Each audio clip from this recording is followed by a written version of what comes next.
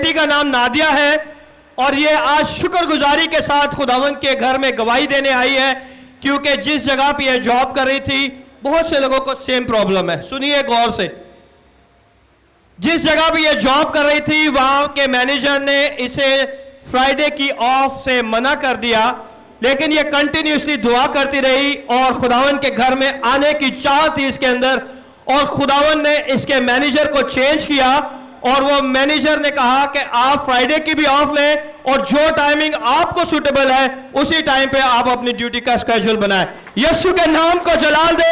ये मौजूदा सिर्फ यीशु ही कर सकता है।